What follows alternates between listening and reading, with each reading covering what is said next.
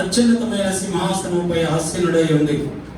కెరూబు శరూబుల చేత పరిశుద్ధుడు పరిశుద్ధుడు మహాపరిశుద్ధుడు నిత్యము స్తుతింపబడుతూ ఆరాధింపబడుతున్న మన ప్రభు అయినటువంటి యేసుక్రీస్తు వారి యొక్క ఘనమైనటువంటి నామమునకు మహిమ కలుగును గాక. ఆమేన్ ఆమేన్. మన ప్రభు అయినటువంటి యేసుక్రీస్తు వారి యొక్క ఘనమైన నామములో కూడి వచ్చిన మీ అందరికీ నా తరపున, నా కుటుంబం తరపున మీ అందరికీ నా ప్రత్యేకమైనటువంటి వందనాలు తెలియజేస్తున్నాను. Praise the lord. హల్లెలూయా హల్లెలూయా.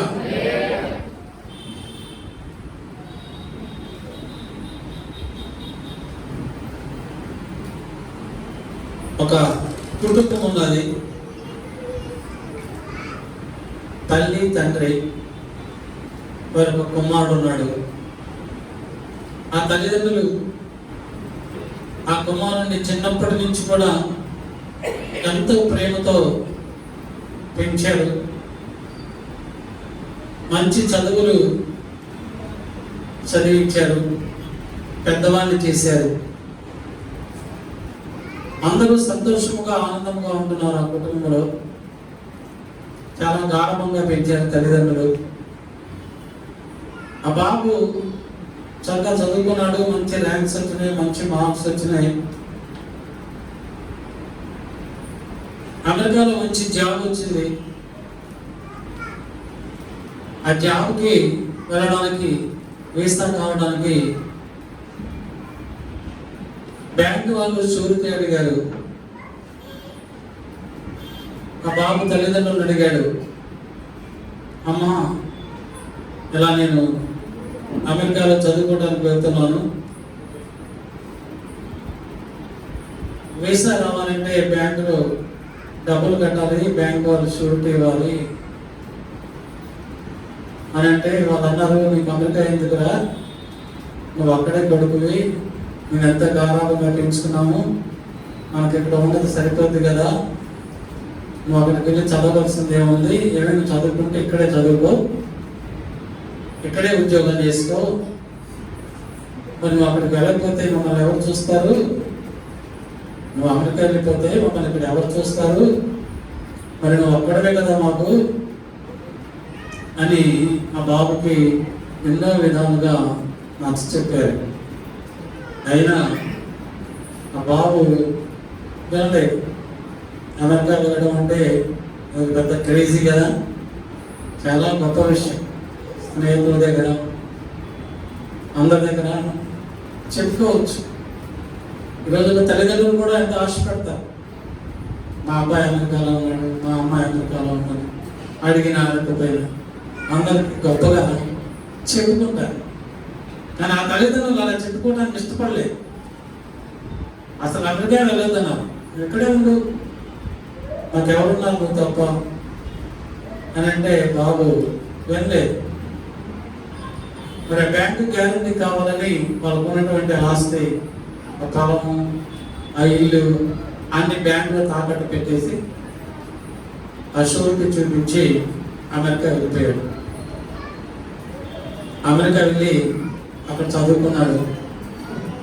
వెళ్ళిన తర్వాత ఒకసారి కూడా ఇంటికి రాలేదు, మళ్ళీ తిరిగి తల్లిదండ్రుల దగ్గరికి రాలేదు. అక్కడ వారి అలవాట్లకి, అక్కడ సాంప్రదాయాలకి అలవాటు పడిపోయి అక్కడే ఒక మంచి అమెరికా అమ్మాయిని చూసుకొని మ్యారేజ్ చేసుకున్నాడు. సంవత్సరం గడిచిపోతున్నాయి కానీ ఆ బాబు తల్లిదండ్రుల దగ్గరికి రావడం లేదు. తల్లిదండ్రులు ఎన్నిసార్లు ఫోన్ చేసినా, బంధువు చేత ఫోన్ చేయించినా, ఇదిగో వస్తాను అదిగో వస్తాను ఏదో రకరకాల కారణాలు చెప్తున్నాడు కానీ అతనికి రాలేదు. కొన్ని సంవత్సరాలు అయిపోయింది, వాళ్ళు ముసలి వాళ్ళు అయిపోయారు. ఈరోజు బ్యాంకులో అప్పు విపరీతంగా పెరిగిపోయింది, పొలాలు పండడం లేదు, తుఫాన్లు వచ్చాయి, వరదలు వచ్చాయి, ఏం చేయాలో తోచని పరిస్థితిలో ఉన్నప్పుడు బ్యాంకు వాళ్ళు వచ్చి వాళ్ళు ఉన్నటువంటి ఇల్లుని, ఆ పొలాన్ని కూడా ఆక్షన్ పెట్టి అమ్మేసి ఆ డబ్బులు తీసుకెళ్ళిపోయారు. వీళ్ళిద్దరు కూడా ఇప్పుడు వీధిని పడ్డారు. ఏం చేయాలో తోచినటువంటి పరిస్థితిలో ఉన్నారు. బంధువుల దగ్గరికి వెళ్ళారు, ఎవరు ఆదరించలేదు. ఊళ్ళో వాళ్ళ దగ్గరికి వెళ్ళారు, ఎవరు ఆదరించలేదు. ఎవరి దగ్గరికి వెళ్ళినా నీకేంటి, మీ అబ్బాయి అమెరికాలో ఉన్నాడు కదా, 3 డబ్బులు పంపిస్తాడు కదా అని అందరూ హేళనగా ఎగతాళిగా మాట్లాడుతుంటే ఆ తల్లిదండ్రులు ఇద్దరు కూడా ఏం చేయాల దిక్కుతోచినటువంటి పరిస్థితిలో ఆ ఊర్లో ఉండలేక సిగ్గుపడి వారు మరొక ప్రాంతానికి వెళ్ళిపోయారు, మరొక సిటీ వెళ్ళిపోయారు. అక్కడ వాళ్ళిద్దరు కూడా వీధుల్లో అడుక్కుంటూ బతుకుతున్నారు. వీధులు అడుక్కుంటూ బతుకుతున్నారు. రాత్రి వేళ ఆ షాపుల దగ్గర షట్టర్ చేసిన తర్వాత, షాపు మూసేసిన తర్వాత ఆ ప్లాట్ఫారం మీద అక్కడే కొనుక్కుంటున్నారు. అటువంటి హీన స్థితిలో ఉన్నప్పుడు ఒకరోజు ఇద్దరు కూడా రోడ్డు దాడుతూ ఉన్నప్పుడు ఒక పెద్ద లారీ వచ్చేసి ఇద్దరికి యాక్సిడెంట్ అయింది. ఇద్దరు స్పాట్ లో చనిపోయారు.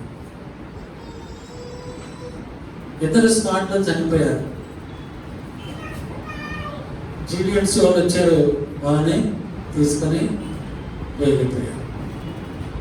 గమనించారా? తల్లి తండ్రి తన బిడ్డలని, తల్లి 9 నెలలు మోసి ఎన్నో బాధలు సహించి ఓర్చుకొని ఈ బిడ్డ నేను వృద్ధాప్యములో ఉన్నప్పుడు నాకు ఏ కష్టము కలగకుండా, బాధ కలగకుండా నన్ను ఆదుకుంటాడు, నన్ను పోషిస్తాడు అని ఎన్నో ఆశలు పెట్టుకొని ఆ బిడ్డకి పాలిచ్చి పెంచి పెద్ద చేసి చదువులు చదివించి విదేశాలకు పంపిస్తే ఆ బిడ్డ తల్లిదండ్రుల్ని మర్చిపోయాడు.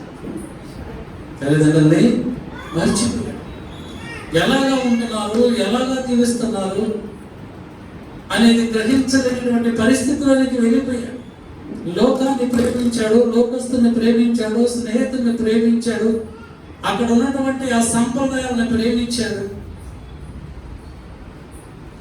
వాటిలో పడిపోయి కన్న తల్లిదండ్రిని మర్చిపోయాడు. దేవుని బిడ్డలారా, తల్లిదండ్రుల కన్నా దైవము ఈ లోకంలో లేదు. తల్లి కన్నా తండ్రి కన్నా ఆస్తి పాస్తులు సంపదలు ఈ లోకంలో ఏమి కూడా లేవు. బాగా గమనించండి. తల్లిదండ్రి కన్నా ఆస్తి పాస్తులు ఐశ్వర్యము సంపద ఈ లోకంలో ఏది కూడా లేదు. తల్లిదండ్రుల కన్నా ధైర్యం లేదు. నీకున్న సమస్తం అన్నింటికన్నా శ్రేష్టమైనది తల్లిదండ్రులే. హల్లెలూయా, హల్లెలూయా. ఈ లోకములో ఉన్నటువంటి మన బిడ్డలు మనం మర్చిపోవచ్చు. ఈ లోకంలో ఉన్నటువంటి మన బిడ్డలు మనం మర్చిపోవచ్చు. మనం అనాథలుగా చేయొచ్చు, దిక్కులేని వారిగా చేయొచ్చు. కానీ మన ప్రభు అయినటువంటి యేసు మనల్ని విడిచిపెట్టేటువంటి దేవుడు కాదు. ఆయన మనం విడిచిపెట్టడు. ఎప్పటి వరకు విడిచిపెట్టడు అంటే ముదిరి వచ్చే వరకు నిన్ను ఎత్తుకుని వాడను నేనే. నీ తల వెంట్రుకలు నరి వరకు నిన్ను ఎత్తుకుని వాడను నేనే. నేనే నిన్ను చేసి ఉన్నాను. నిన్ను చక్కబెట్టుకుని వాడను నేనే. నిన్ను ఎత్తుకుని రక్షించేవాడను నేనే. యెషయా గ్రంథం 46:4 ఈ మాటలు ఉంటాయి. ఎప్పటి వరకు ఎత్తుకుంటాను ప్రభు? తర్వాత చదువుకోండి. ముదిమి వచ్చు వరకు నిన్ను ఎత్తుకుని వాడను నేనే చేసి ఉన్నాను అన్నాడు. ముదిమి వచ్చే వరకు నిన్ను ఎత్తుకుని వాడను నేనే. తల వెంట్రుకలు నరి వరకు నిన్ను ఎత్తుకుని వాడను నేనే నిన్ను చేసి ఉన్నాను. నిన్ను చక్క పెట్టుకుని వాడను నేనే. నిన్ను ఎత్తుకొనితో నిన్ను రక్షించేవాడను నేనే. నేనే నిన్ను చేసి ఉన్నాను. ఎందుకు ప్రభు మనతో మాట్లాడుతున్నారు? ముదిమి వచ్చే వరకు నిన్ను ఎత్తుకున్న వాడని నేనే. ఎందుకంటున్నాడు ప్రభు? ఎందుకంటున్నాడు? ఆయనే మనల్ని చేసి ఉన్నాడు కనుక. ఆయన మనల్ని చేశాడు కనుక, చేసిన ఆయన అంటున్నాడు, మిమ్మల్ని చేసింది నేనే కనుక నీకు ముదిమి వచ్చే వరకు కూడా నేను ఎత్తుకుంటాను, నీ తల వెంట్రుకలు నెరయ వరకు కూడా నేను ఎత్తుకుంటాను. ఎందుకంటే నేను నిన్ను చేసి ఉన్నాను. ప్రభు మన చేశాడు. ఆదికాండం 2వ అధ్యాయం 7వ వచనంలో రాయబడుతుంది, దేవుడైన యెహోవా నేల మంటితో నరుని నిర్మించి వాని నాసికారంధ్రములలో జీవవాయువు వదగా నరుడు జీవాత్మ ఆయను. మంటి నుంచి దేవుడు మనల్ని చేశాడు. మంటితో మనుషులను చేసి ఆయన శ్వాస వలన మనకి జీవాన్ని ప్రభు మనకి ఇచ్చాడు. ఎప్పుడు చేశాడు ప్రభు మనల్ని? ఎప్పుడు చేశాడంటే ఈ జగత్తుకు పునాది వేయబడక మునిపే చేశాడు. ఎప్పుడు చేశాడు? ఈ జగత్తుకు పునాది వేయబడక మునిపే. ఆదికాండం 2వ అధ్యాయం 1వ వచనంలో ఉంటది, దేవుడు ఆకాశమును భూమిని వాటిలో ఉన్న సమస్త సమూహమును సంపూర్తి చేశాడు 2వ వచనంలో.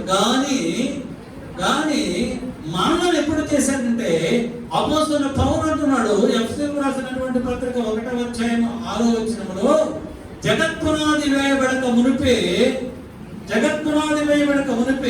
ప్రేమ చేత క్రీస్తులో ఆయన మనలను ఏర్పరచుకొనెను. ఈ జగత్తుకు పునాది వేయబడక మునిపే నిన్ను నన్ను వాళ్ళందరినీ ఏర్పాటు చేసుకున్నాడు. వాళ్ళందరినీ చేశాడు. చేసిన దేవుడు అంటున్నాడు, మనకు ఒక భరోసా ఇస్తున్నాడు, మనతో వాగ్దానం చేస్తున్నాడు, మనకు ధైర్యాన్ని ఇస్తున్నాడు. ఏమిటంటే, నువ్వు భయపడద్దు, నేను నీకు భరోసా ఇస్తున్నాను, నిన్ను నా చంకలో నేను ఎత్తుకుంటున్నాను, నా అరచేతిలో చెప్పుకుంటున్నాను, నీకు ముదిమి వచ్చు వరకు కూడా నేను నిన్ను ఎత్తుకునే ఉంటాను. నీ పాపములకు ఏమీ కాదు, నీకు ఏ బలహీనత రాదు, నిన్ను ఎత్తుకుని వాడను నేనే, నీకు మంచి ఆరోగ్యం ఇచ్చేవాడును నేనే, నీకు క్షేమం దయచేసేవాడును నేనే. ముదిమి వచ్చు వరకు అంటే తల వెంట్రుకలు నరిసినప్పుడు, అంటే తల వెంట్రుకలు ఈ దినాల్లో చాలా మందికి 30 సంవత్సరాలకు కూడా తల వెంట్రుకలు నరిసిపోతాయి, 50 సంవత్సరాలకు నరిసిపోతాయి. కానీ ముదిమి వచ్చు వరకు అంటే ఎప్పుడు? వృద్ధాప్యము వచ్చేవారు. వృద్ధాప్యం వస్తే ఎన్ని సంవత్సరాలు వృద్ధాప్యం వస్తుంది? 70 సంవత్సరాలు అనుకోండి. అప్పటి వరకేనా? అప్పటి వరకు ఎత్తుకున్నాను 70 సంవత్సరాలు. నా తల కూడా నిలిచిపోయింది. ఈ 70 సంవత్సరాల వరకే నేను ఎత్తుకుంటానా? 71 సంవత్సరం ఎత్తుకోడా?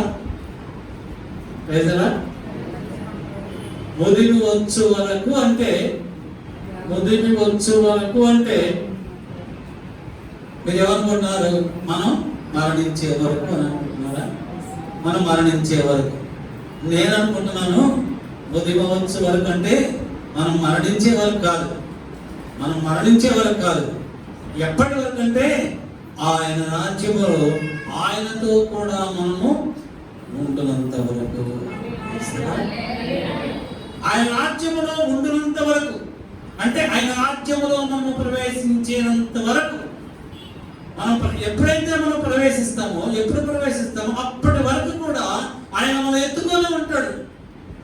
ఆయన ఎత్తుకోకపోతే నువ్వు మరణిస్తే ఆయన ఎత్తుకోకపోతే నువ్వు మరణిస్తే నువ్వు ఆయన దగ్గరికి వెళ్తావు ఆయన రాజ్యంలో నువ్వు వెళ్తావు ఎలాగ తెలుస్తుంది? గ్యారెంటీ లేని జీవితం మనం. ఎప్పుడు ఎలాగా ఉంటామో మనకు తెలియదు. ఏ పాపంలో పడిపోతామో మనకు తెలియదు. ఏ అపవిత్రతలో పడిపోతామో మనకు తెలియదు. కానీ ప్రభువుకు తెలుసు కనుక ఆయన వద్దకు మనం చేరు వరకు, ఆయన సన్నిధికి చేరు వరకు, ఆయన సముఖములో మనం అందరము నిలుచుండి ఆయన నామమును స్తుతించి ఘనపరిచే వరకు, అంటే పరలోక రాజ్యములో చేరే వరకు, వాగ్దాన దేశములో చేరే వరకు కూడా ఆయన మనల్ని ఎత్తుకుని నడిపిస్తాడు. హల్లెలూయా, హల్లెలూయా. చదవండి నిర్గమకాండం 19వ అధ్యాయము 4వ వచనాన్ని ధ్యానిద్దాం. నేను ఐగుప్తీయులకు ఏమి చేస్తున్నో మిమ్మును గద్ద రెక్కల మీద మోసి నా యొద్దకు మిమ్మల్ని ఎట్లు చేర్చుకుంటినో మీరు చూచితిరి. నేను ఐగుప్తీయులకు ఏం చేశానో మీరు చూశారు. మిమ్మల్ని నేను గద్ద ఏ విధముగా తన రెక్కల మీద ఎత్తుకొని మోసుకొని పోతుందో అలాగా మిమ్మల్ని అందరినీ నేను మోసుకొని ఎక్కడ తీసుకుని వెళ్ళాను? గద్ద రెక్కల మీద మోసి నా యొద్దకు మిమ్మల్ని ఎత్తు చేర్చుకుంటున్నాను. తన యొద్దకు ఏ విధంగా చేర్చుకున్నాడు? మనందరినీ మోసుకున్నాడు. మోసుకుని ఎక్కడ తీసుకెళ్ళాడు? ఆయన ఎందుకు మమ్మల్ని తీసుకెళ్ళాడు అని దేవుడు మనతో మాట్లాడుతున్నాడు. మనం ఎక్కడున్నా? మనం ఐగుప్తు దేశంలో మనం ఉన్నాం. ఐగుప్తు దేశము అంటే లోకములో మనం ఉన్నాం. విగ్రహారాధనలో మనం ఉన్నాం. దేవుని ఎరుగని ప్రజలుగా మనము జీవిస్తూ ఉన్నాం. రక్షకుని ఎరుగని ప్రజలుగా మనము జీవిస్తూ ఉన్నాం. అన్య దేశములో ఉన్నాం. ఆ దేశములో అన్యులతో జీవిస్తూ, విగ్రహాలతో జీవిస్తూ, పాపములో శాపములో జీవిస్తూ ఉన్న మనల్ని మన ప్రభు అయినటువంటి యేసు క్రీస్తు వారు ఆయన రెక్కల మీద మోసుకొని తన వాగ్దానం చేసినటువంటి వాగ్దాన దేశానికి మనల్ని చేరుస్తున్నాడు. మత్తయి సువార్త 11వ అధ్యాయం 28వ వచనంలో ప్రభు అంటున్నాడు, ప్రయాసపడి భారము మోయుచున్న సమస్త జనులారా నా యొద్దకు రండి, నేను మీకు విశ్రాంతిని కలుగజేస్తాను. మన భారములన్నీ కూడా, మన బరువులన్నీ కూడా ప్రభు మీద వేయాలి. ప్రభు మీద వేస్తే ఆయన నిన్ను లోకములో నుండి ఆయన రాజ్యంలోనికి తీసుకుని వెళ్తాడు. మన భారములంటే మన భయమే మనకు భారం, మన పాపమే మనకు భారము, మన అపవిత్రతే మనకు భారము.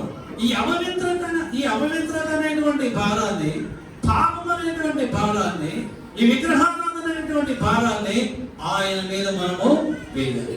మన కష్టాలు, మన బాధలు, మన ఇరుకులు, మన ఇబ్బందులు, మన వ్యాధులు, మన రోగాలు, సమస్త భారములు అవి ఏమైనా సరే, అవి ఆర్థిక సమస్యలైనా, కుటుంబ సమస్యలైనా, కోర్టు సమస్యలైనా, అనారోగ్య సమస్యలైనా, ఏ సమస్య అయినా, ఏ భారమైనా కూడా మనం ఆయన మీద వేయాలి.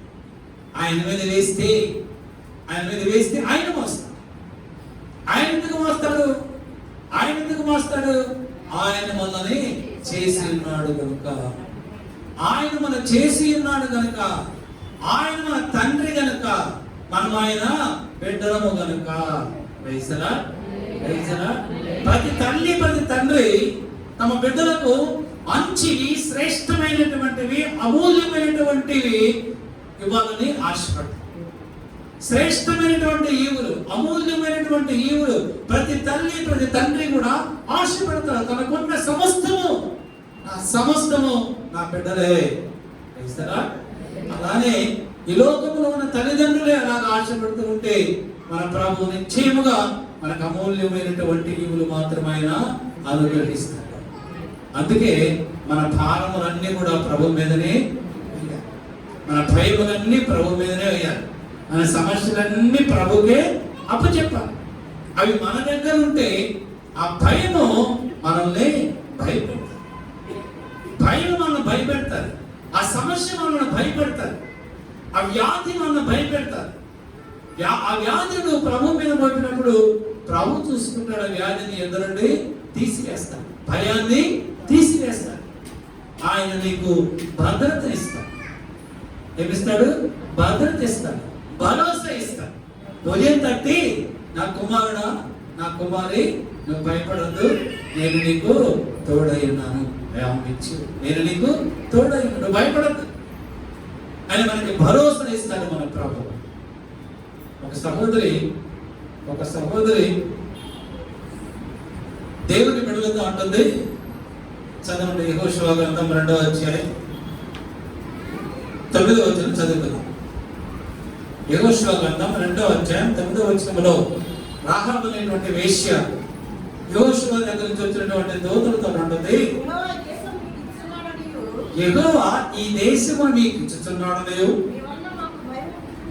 మీ వలన మాకు భయము పుట్టుననియు, మీ భయము వలన ఈ దేశ నివాసులందరికీ ధైర్యము చెల్లుననియు నేను ఎరుగుదును. 11వ వచనం, మేము వినినప్పుడు మా గుండెలు కరిగిపోయేది. మీ దేవుడైన యెహోవా పైన ఆకాశమందును కింద భూమి యందును దేవుడే. యెహోషువ 2 దూతలను పంపించాడు వేగుల వారు. ఎక్కడికి? ఎరికో పట్టణానికి వెళ్ళాడు. ఎరికో పట్టణానికి పంపించాడు, మీరు వెళ్ళండి, మీరు ఎరికో పట్టణానికి వెళ్ళి ఆ దేశ ప్రజలు ఎలాగా ఉన్నారు, అక్కడ వాతావరణం ఎలాగా ఉన్నది, మీరు వెళ్ళి చూసి ఆ పరిస్థితులన్నింటినీ కూడా మీరు గమనించి నాతో చెప్పండి అని పంపించారు. వాళ్ళు వచ్చి ఆ ఎరుకో పట్టణానికి వస్తే వాళ్ళకి ఎక్కడ కూడా స్థలం దొరకలేదు. ఎవరి దగ్గరికి వెళ్ళాలో తెలియక ఆ ఎరుకో గోడల మీద ఒక ఇల్లు ఉంటే ఆ ఇంటికి వెళ్ళారు. ఆ ఇంటికి వెళ్తే అక్కడ ఒక సహోదరు ఉంది, ఆమె పేరు రాహాబు. ఆమెకు ప్రభువు గురించి తెలుసు, దేవుడైన యెహోవాను గురించి తెలుసు. ఇశ్రాయేలీయులు అంటే దేవుని ప్రజలు యెరికో పట్టణం మీదకి దాడి చేయడానికి వస్తారని, యుద్ధానికి వస్తారని, వారు వచ్చి జయం పొందుకుంటారని, యెరికో ప్రజలు ఓడిపోతారని, అందరూ చచ్చిపోతారని, వారితో పాటు నేను కూడా చచ్చిపోతానని ఆమెకి తెలుసు. తెలిసిన ఏం చేసిందంటే, దేవుని భయం కలిగిన స్త్రీ కనుక వారిద్దరిని చేర్చుకొని వారిని వివరాలు అడిగింది. మీరు ఎవరు, ఎక్కడి నుంచి వచ్చారంటే వాళ్ళ అన్ని వివరాలన్నీ కూడా ఆమెకు చెప్పారు. వారు ఆ ఇంటిలో ఉన్నారని ఆ దేశం యొక్క రాజులకు తెలిసి సైనికులను పంపించాడు వేగులు వారిని పట్టుకున్నాడు. అయితే ఈ సహోదరి వారిద్దరిని మేడ మీద తీసుకుని వెళ్ళి జనపనాల కింద వారిని దాచిపెట్టి, సైనికులు వచ్చినప్పుడు వేగులు వారు వచ్చిన మాట వాస్తవమే, వాళ్ళు వచ్చారు. అయితే వారు మీరు ఇక్కడికి వచ్చేసరికి వారు వెళ్ళిపోయారు అని చెప్పి, అంత మాత్రం కాదు కానీ వాళ్ళు వెళ్ళిపోయారు, మీరు త్వరగా వెళితే వారిని మీరు పట్టుకోవచ్చు అని చెప్పి వెంటనే వాళ్ళు వెళ్ళిపోయారు. వాళ్ళు వెళ్ళిపోయిన తర్వాత ఆ స్త్రీ ఆ మేడ మీదకి వెళ్ళి ఆ జనప గడ్డి తీసి వాళ్ళందరిని పిలిచి, ఇదిగో నేను మిమ్మల్ని కాపాడు, నేను మిమ్మల్ని ఏం చేశాను, మరణం నుంచి కాపాడు, మీకు గొప్ప మేలు చేశాను కనుక మీరు కూడా నన్ను, నా కుటుంబాన్ని మీరు కాపాడు. ఎందుకంటే మీరు ఇప్పుడు వెళ్తారు, మీరు వెళ్ళి ఈ ఎరుకో పట్టణం మీదకి యుద్ధానికి వస్తారు, మీరు అందరినీ చంపేస్తారు, మమ్మల్ని కూడా మీరు చంపేస్తారు. కనుక నేను మీకు సహాయం చేశాను కనుక మీరు కూడా నాకు సహాయము చేయండి, నన్ను నా కుటుంబాన్ని మీరు కాపాడండి, నాకు ప్రమాణం చేయండి అని వారి చేత ప్రమాణము చేయించి, వారన్నారు, అమ్మా నీ ఇంటి కిటికీకి ఎర్రని దారమును కట్టు, మేము ఈ పట్టణం మీదకి యుద్ధములకు వచ్చినప్పుడు ఆ దారము, ఎర్రని దారము ఏ కిటికీకి అయితే ఉంటుందో ఆ కిటికీలో ఉన్న వారిని మా సైనికులు ఎవరు కూడా చంపరు అని చెప్పారు. యెహోషువ గ్రంథం 6వ అధ్యాయం 25వ వచనాన్ని చదువుకుందాం. రాహాబును వేశ్య 6వ అధ్యాయం 25వ వచనం.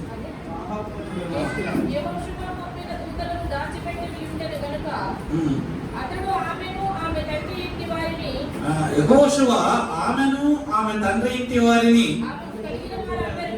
ఆమెకు కలిగిన వారిని అందరినీ బ్రతుకనిచ్చెను.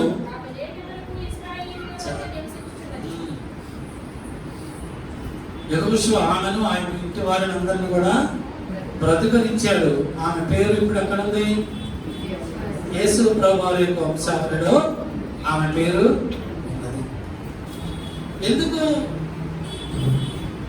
ఎందుకు ఆమె రక్షింపబడింది?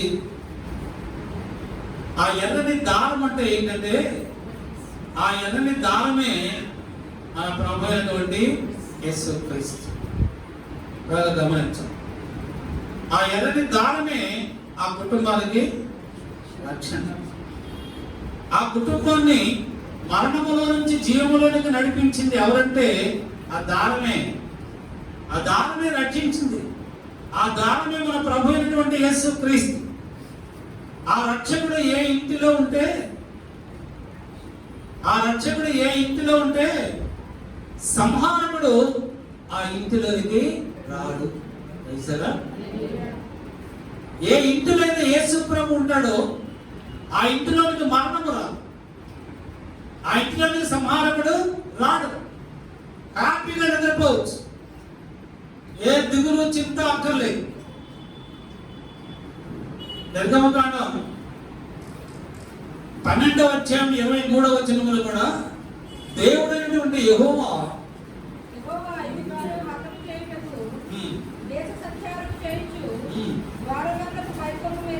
ద్వారబంధపు పైకమ్ముల మీదను 2 నిలువ కమ్ముల మీదను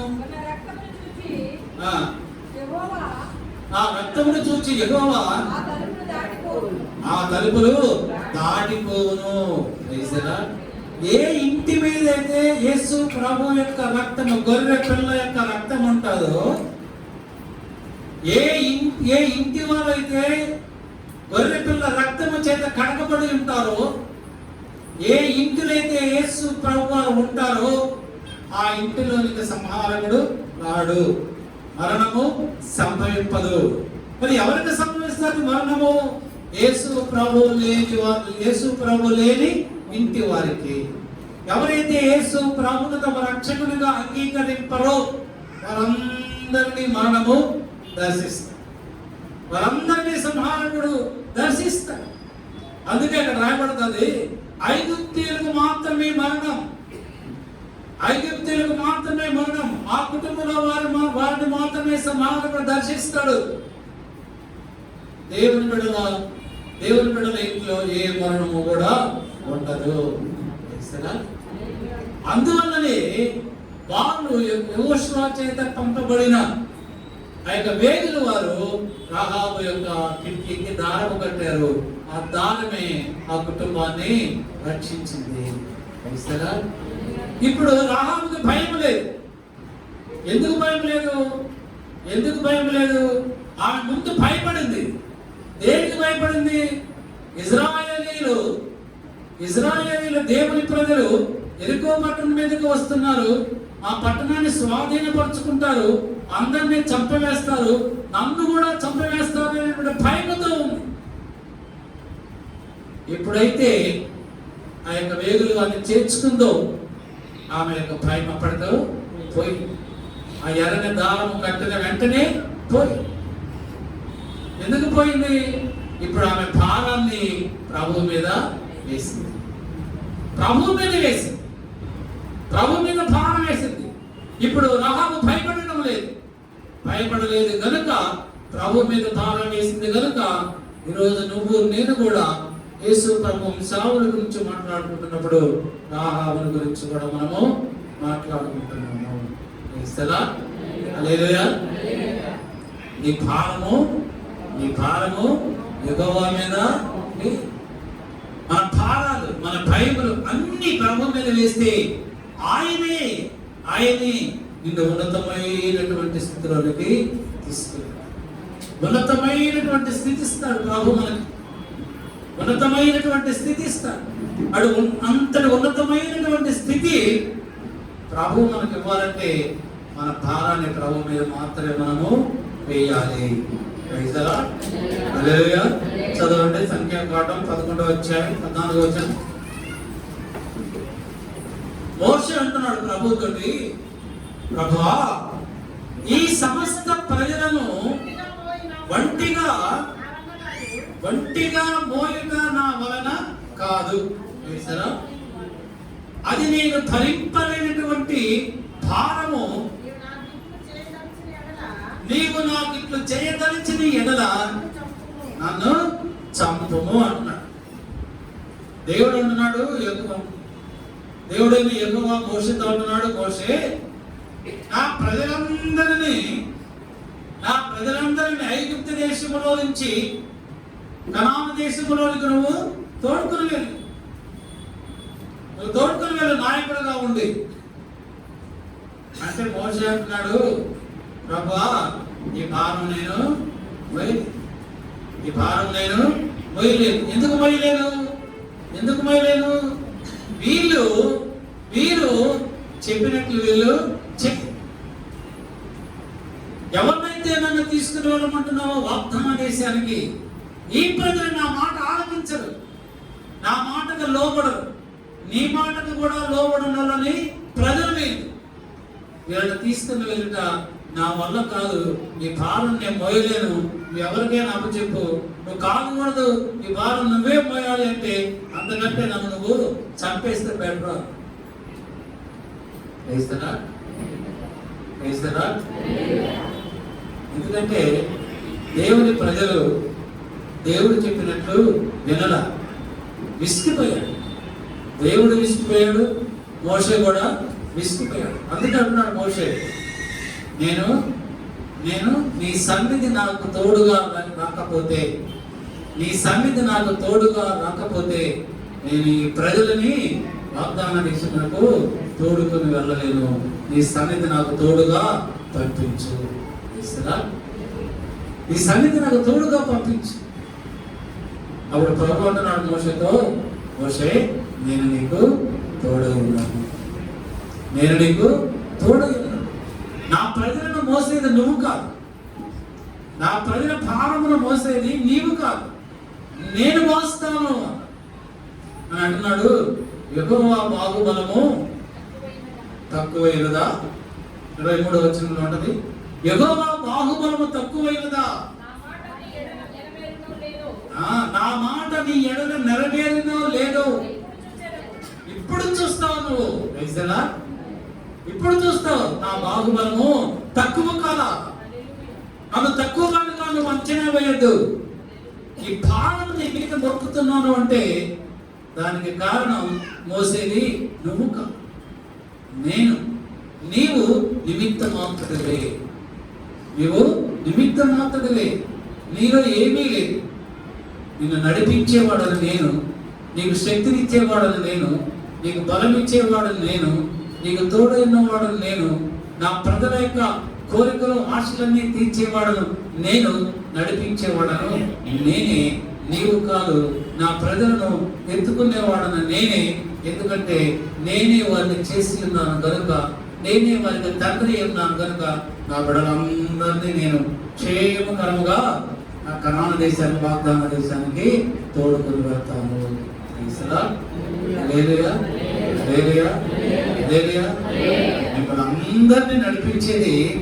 మిమ్మల్ని అందరినీ నడిపించేది నేను కాదు. నేనైతే మిమ్మల్ని నడిపించలేదు. మరి ఎవరు నడిపిస్తున్నారు? ఎవరు నడిపిస్తున్నారు? ప్రభు నడిపిస్తారు.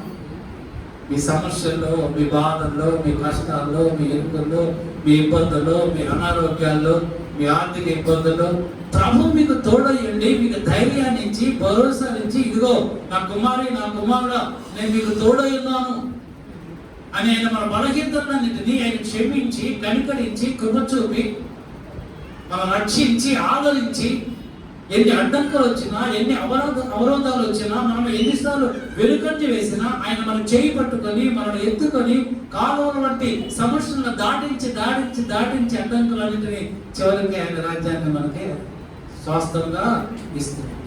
ఆయన రాజ్యానికి మనల్ని తీసుకుని వెళ్తున్నాడు. 31 వచనం చదవండి.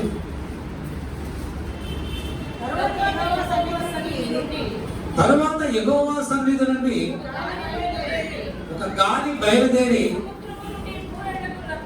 సముద్రము నుండి పూరేళ్లను రప్పించి పాలెము చుట్టూ ఈ ప్రక్కను ఆ ప్రక్కను దిన ప్రయాణమంత దూరపు వరకు భూమి మీద 2 మూరల ఎత్తున పడవేసి 2 మూరలు అంటే 4 అడుగులు దాదాపు ఎత్తు పూరీలను పడవేసి బలమైనటువంటి గాలి సముద్రం మీద నుంచి బలమైనటువంటి గాలిని తీసుకొచ్చాడు ప్రభు.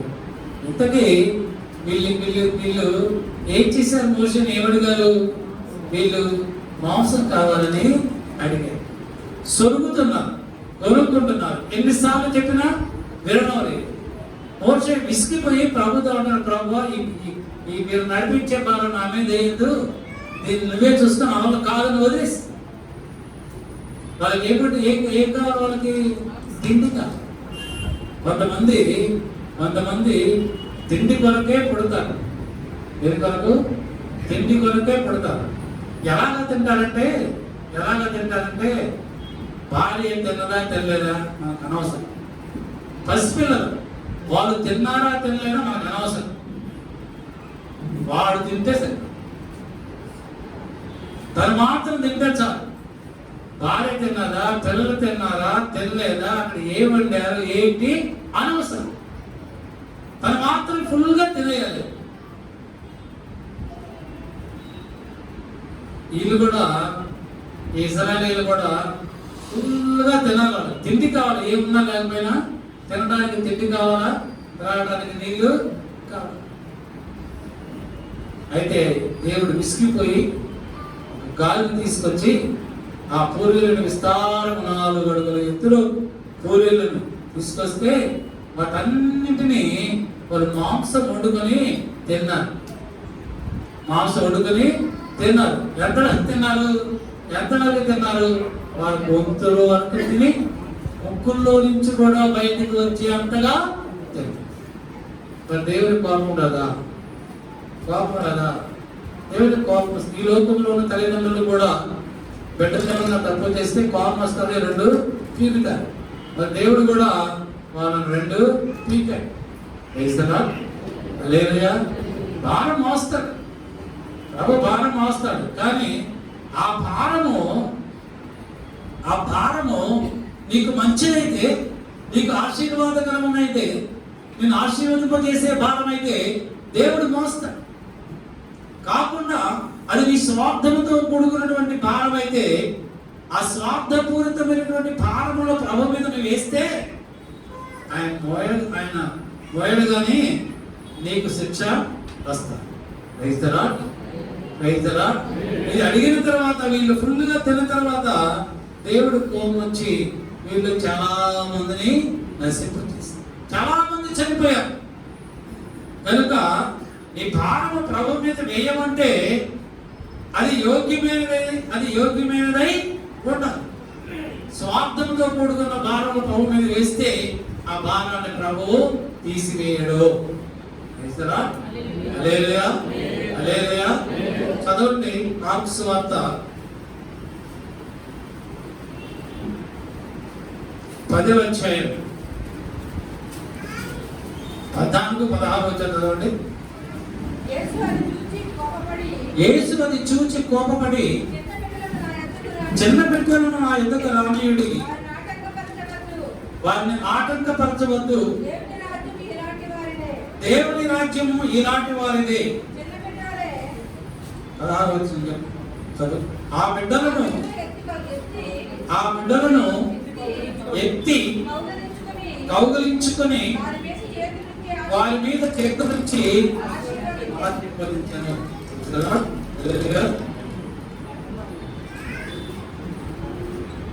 వారి మీద చేతులుంచి ఆశీర్వదించాను.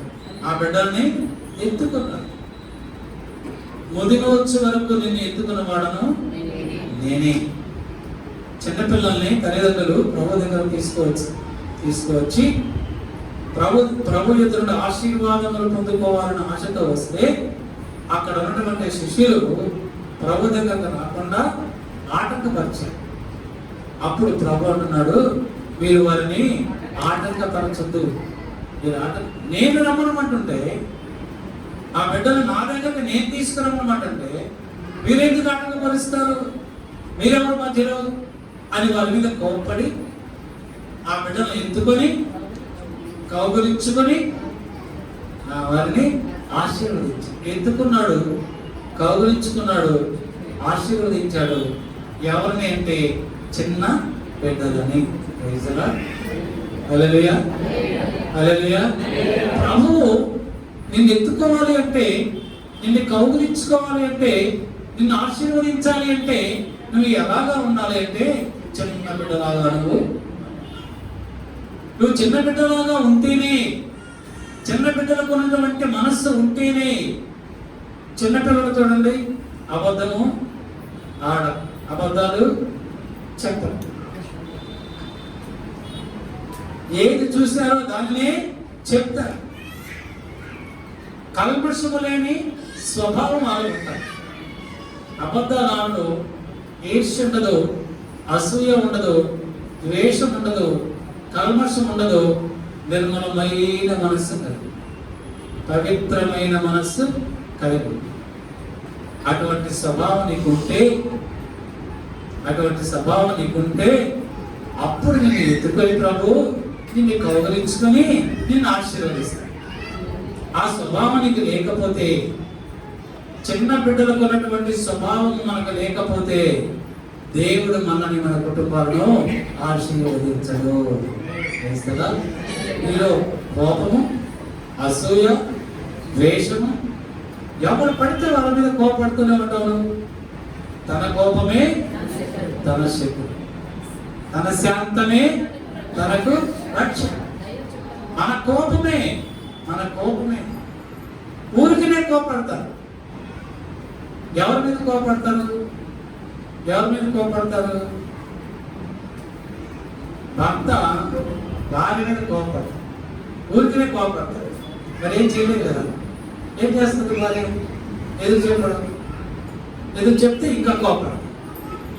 మీరు ఏం మాట్లాడుతున్నారో, మీరు ఏం చేస్తున్నారో అది తప్పండి, అలా చేయకూడదని అని చెప్తే ఆ కేసీ వెళ్తారు, తప్పే చేస్తారు. నువ్వు తప్పు చేస్తున్నారని మీరు అలా చేయకూడదంటే నువ్వు నాకు చెప్తావా? నేను చెప్తాను, నేను అంతా కరెక్టే అని.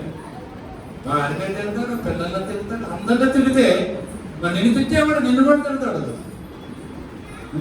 నిన్ను కూడా తిడతాడు కదా. కోపం ఎందుకు వస్తుంది? కోపిష్ఠుల దేవుని రాజ్యంలో ప్రవేశిస్తాడు, అబద్ధీకుల దేవుని రాజ్యంలో ప్రవేశిస్తాడు. మరి దేవుడు ఎలాగా నిన్ను, నీ కుటుంబాన్ని ఆయన ఎత్తి పట్టుకుంటాడు. ఎలాగా నువ్వు ప్రభు యొద్ద నుంచి ఆశీర్వాదములు, దీవెనలు పొందుకోవాలని నువ్వు ఎలా ఆశపడతావు? నీ కుటుంబాన్ని ఎలాగ ఉన్నతమైనటువంటి స్థితిలో ఉంచుతాడు, ఎలాగ ఎత్తి పట్టుకుంటాడు ప్రభువు. ఆయన ఎత్తి పట్టుకున్నప్పుడే ఎన్ని ప్రవాహాలు వచ్చినా, ఎన్ని ఆటంకాలు వచ్చినా, ఎన్ని ఇబ్బందులు వచ్చినా నిన్ను అంటావు, నీ దగ్గరకు రావాలి. ఎందుకు? ఆయన నిన్ను ఉన్నతమైనటువంటి స్థితిలో ఉంచున్నాడు కనుక. అలా కాకుండా నీచమైనటువంటి స్థితిలో, కింద స్థితిలో నువ్వు ఉంటే నీకు అన్ని ఆటంకాలే, అన్ని ఆపదలే, అన్ని అవరోధాలే, అన్ని నష్టాలే, అన్ని కష్టాలే, అన్ని బాధలే. బాధలు, కష్టాలు, నష్టాలు లేకుండా ఉండాలంటే చిన్న పిల్లల యొక్క స్వభావం నీలో ఉండాలి. మరొక స్వభావం చిన్నపిల్లలకి ఏ స్వభావం ఉంటుందంటే వాళ్ళకి తగ్గింపు స్వభావము ఉంటుంది. చదవండి, మత్తయి సువార్త 18వ అధ్యాయం 4వ వచనం. మత్తయి సువార్త 18వ అధ్యాయం 4వ వచనంలో, ఈ బిడ్డ వలె తన్ను తాను తగ్గించుకున్నవాడెవడో వాడి పరలోక రాజ్యములో గొప్పవాడు. ఈ చిన్న బిడ్డలాగా ఎవరైతే తమ్ము తాము తగ్గించుకుంటారో వారు మాత్రమే పరలోక రాజ్యంలోకి చేరతారు. తగ్గించు. దేవుడు నిన్ను నన్ను హెచ్చించిన కొలది, ఆశీర్వదించిన కొలది, హెచ్చించిన కొలది, ఉన్నతమైనటువంటి స్థితి నీకు ఇచ్చిన కొలది నిన్ను నువ్వు తగ్గించు. నువ్వు ఎంతగా తగ్గించుకుంటే దేవుడు అంతగా నిన్ను హెచ్చిస్తాడు. దేవుడు నిన్ను ఎంతగా హెచ్చిస్తాడో అంతగా నిన్ను నువ్వు తగ్గించు. అంతేగాని నాకేంట్లే అనే మాట రాకూడదు. పొరపాటును నాకేంటి అని వచ్చిందంటే ఆ క్షణం నుంచే నీ పరిస్థితి మహాఘోరాతి ఘోరంగా దిగజారిపోతుందని లెక్క. ఆ క్షణం నుంచే దిగజారిపోతాం. నాకేంటి నాకేంటి ఆ స్వభావము మనలో రాకూడదు. ప్రభు నమ్ముకున్న వారిలో ఈ స్వభావం ఎట్టి పరిస్థితుల్లో కూడా రాకూడదు. ఆ స్వభావం రాకుండా ఉంటే దేవుడు మనల్ని ఆశీర్వదిస్తాడు. క్రైస్తలా హల్లెలూయా హల్లెలూయా. మీకు ఎన్ని విషయాలు చెప్పాను. మొదటిగా ప్రభు అంటున్నాడు, నేనే మిమ్మల్ని చేసి ఉన్నాను. రెండవదిగా మీ భారమంతా నా మీద మోపు అన్నాడు. మూడవదిగా చిన్న బిడ్డలలాగా మీరు ఉంటే నేను మిమ్మల్ని ఎత్తుకొని కౌగిలించుకొని ఆశీర్వదిస్తానన్నాడు. మూడవదిగా రాయబడుతుంది యెషయా 46వ అధ్యాయం 4వ వచనంలో చివరి మాటలు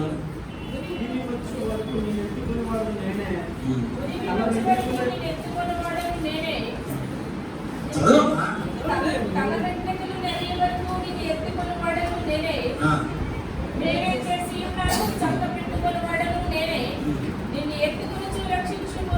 నిన్ను ఎత్తుకొనొచ్చు రక్షించువాడను నేనే. వాడు ఎత్తుకుని ఆయన మనల్ని రక్షిస్తాడు. ఆయన ఎత్తుకుంటాడు, రక్షిస్తాడు. అంటే మన ప్రాణం ఆయన కాపాడతాడు. ఎవరిని రక్షిస్తాడు? ఎవరిని ఎత్తుకొని రక్షిస్తాడు? చదవండి. దావీదు మహారాజు రాసినటువంటి కీర్తన 72:13. నిరుపేదల యందును పేదల యందును అతడు కనికరించును, పేదల ప్రాణములను అతడు రక్షించును. పేదవారి యొక్క ప్రాణాలని రక్షిస్తాడు. పేదరికం అంటే దేంట్లో పేదవారిగా ఉండాలి? దేంట్లో పేదవారిగా ఉండాలి? మనం ఎవరి ప్రాణాలను ప్రభు రక్షిస్తాడు అంటే పేదవారు అంటే డబ్బు లేనులా, డబ్బు లేని వాళ్ళందరినీ ప్రభు రక్షిస్తాడా? వాళ్ళ ప్రాణాన్ని కాపాడతాడా? పేదరికము అంటే నీ గర్భములో నువ్వు పేదవాడిగా ఉండాలి, నీ అతిశయములో నువ్వు పేదవాడిగా ఉండాలి, నీ ఐశ్వర్యములో నువ్వు పేదవాడిగా ఉండాలి. అంటే దేవుడు నీకు ఎంత ఐశ్వర్యం ఇస్తే నువ్వు అంత పేదవాడిగా నువ్వు ఉండాలి. నీ అహంకారములో పేదవాడిగా ఉండాలి. అంటే తక్కువగా అంటే నీ అహంకారం ఉండకూడదు, గర్వం ఉండకూడదు, అతిశయం ఉండకూడదు. ఐశ్వర్యం ఉన్నా లేనట్టుగానే నువ్వు ఉండాలి, పరపతి ఉన్నా లేనట్టుగానే నువ్వు ఉండాలి. దేవుడు నీకు ఉన్నతమైనటువంటి స్థితి ఇచ్చిన ఇవ్వనట్లుగానే నువ్వు ఉండాలి. అలాగా నువ్వు ఉన్నట్లయితే దేవుడు నిన్ను రక్షిస్తాడు.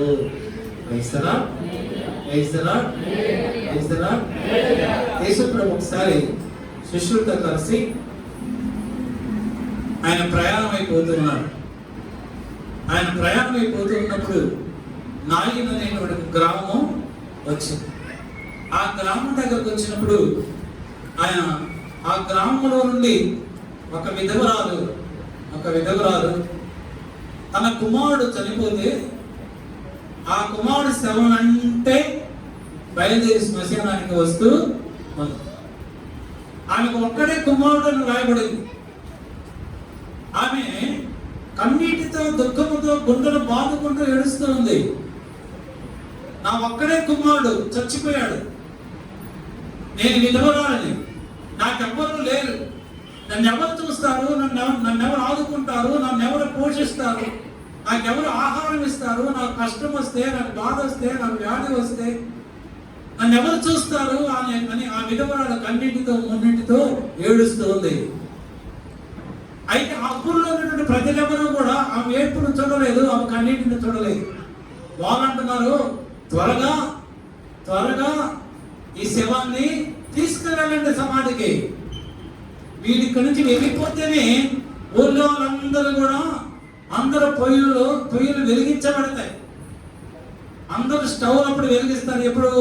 వీడి శ్మశానానికి తీసుకెళ్ళి వెళ్తే. కనుక ఈ ముసలి ఎలాగైనా ఏడుస్తూనే ఉంటుంది, తీసుకెళ్ళిపోతున్నా. అప్పుడు ఆ తల్లి మనసు నిలుపుకోలేక బాధతో, వేదనతో, దుఃఖముతో ఆ యొక్క శవ వెంటనే సమాధి దగ్గరికి వెళ్తూ ఉంది. ఆ వెళుతూ ఉన్నప్పుడు ఆ క్షణంలోనే యేసు ప్రభు అక్కడికి వచ్చి ఆమెను చూశారు, ఆ విధవరాలను చూశారు, ఆమె పెట్టేటువంటి ఆ ఆక్రందనను చూశారు, ఆ మొరను చూశారు, ఆ ఏడుపును చూశారు, ఆ కన్నీటిని చూశారు. చూసి ప్రభు ఒక్క క్షణం అక్కడ ఆగి ఆ చనిపోయినటువంటి ఆ కుమారుని యొక్క ఆ పాడను పుట్టిన వెంటనే అతడు చేస్తారా? ఎప్పుడైతే జీవం వచ్చి ముట్టుకున్నాడో, ఎప్పుడైతే జీవం అనేటువంటి యేసు ప్రభు మరణించినటువంటి ఆ శవాన్ని ముట్టుకున్నాడో, వెంటనే ఆ మరణము జీవంగా మార్చబడింది. ఆ యొక్క శవము లేచి నిలబడి. ఎక్కడ జీవం ఉంటుందో అక్కడ మరణము ఉండదు, ఎక్కడ వెలుగు ఉంటుందో అక్కడ చీకటి ఉండదు, ఎక్కడ యేసు ప్రభు ఉంటాడో అక్కడ చీకటి ఉండదు, ఎక్కడ యేసు ప్రభు ఉంటాడో అక్కడ సమస్యలు ఉండవు, అక్కడ బాధలు ఉండవు. మీరు అనుకోవచ్చు, అదేంటి గారు మాకు అన్ని సమస్యలే, మాకు అన్ని బాధలే, మీరేంటి యేసు ప్రభు బాధ ఉంటే సమస్యలు ఉండవంటారేంటి అని మీరు అనుకుంటున్నారు. యేసు ప్రభు మీతో ఉంటే సమస్యలు ఉండవు, భారం ఉండదు. ఎందుకంటే మీరు మీ భారాన్ని మీరే మోస్తున్నారు, ఈ సమస్యని మీరు మోస్తున్నారు కాబట్టి ఆ సమస్య పోవడం లేదు. మీ వ్యాధిని మీరు మోస్తున్నారు కనుక ఆ వ్యాధి పోవడం లేదు. మీ వ్యాధిని, మీ సమస్యను, మీ కష్టాన్ని, మీ బాధని, మీ వేదన, మీ రుగ్మత మీ దేవుడైనటువంటి ప్రభు మీద మోపును. నీ భారం ఆయన మీద మోపితే ఆయన మోస్తాడు, నీకు తేలికగా ఉంటాడు, నువ్వు సమాధానంగా ఉంటావు. నీ భారం అంతా ఆయన మోస్తాడు. ఏ భారము నీకు కూడా ఉండదు. సమస్యలు ఉంటాయి, అవి ఉన్నా ఎప్పుడైతే ప్రభు మీద వేస్తావో ఆ సమస్యలన్నీ కూడా ప్రభు మోసుకుంటూ తీసుకొని వెళ్ళిపోతాడు. హల్లెలూయా. ఆయన నిన్ను ఎత్తుకొని రక్షించేటువంటి దేవుడు. ప్రభు అంటున్నాడు, నా కుమారుని, నా కుమారుడా, నేనే మిమ్మల్ని చేసి ఉన్నాను, నేను నీ తండ్రిని, మీరు నా బిడ్డలు కనుక ముందుకు వచ్చే వరకు, అనగా నా రాజ్యంలో మీరు ప్రవేశించే వరకు నేను మిమ్మల్ని నా చేతితో ఎత్తుకుంటాను. నీ భారం నా మీద పంపండి, మిమ్మల్ని నేను నా రాజ్యంలోనికి తీసుకుని వెళ్తాను. నేను మీకు తోడు ఇస్తాను, మిమ్మల్ని రక్షిస్తాను, మీకు ఆదరణ ఇస్తాను, మీకు భరోసా ఇస్తాను, మీకు వాగ్దానం చేస్తున్నాను. నేను నిత్యము నేను మీకు తోడై ఉంటాను అని ప్రభు ఈ మధ్యాహ్న సమయంలో మీతో మాట్లాడుతున్నాడు. ప్రభు అట్టి అనుభవం ప్రభు మీ అందరికీ అనుగ్రహించను కాక. ఈ వాక్యం ద్వారా ప్రభు మిమ్మల్ని ఆశీర్వదించను కాక. ఆమె తరలించండి, ప్రార్థన చేస్తాను. మహాపరిశుద్ధుడు, మహాకరుణ, కృపా సత్య సంపూర్ణుడు, సర్వకృప మారని దేవుడవు, మాతృని దేవుడవు, సజీవుడైన దేవుడవు, వర్తమాన భూత భవిష్యత్ కాలమందున దేవుడు మా ప్రభువు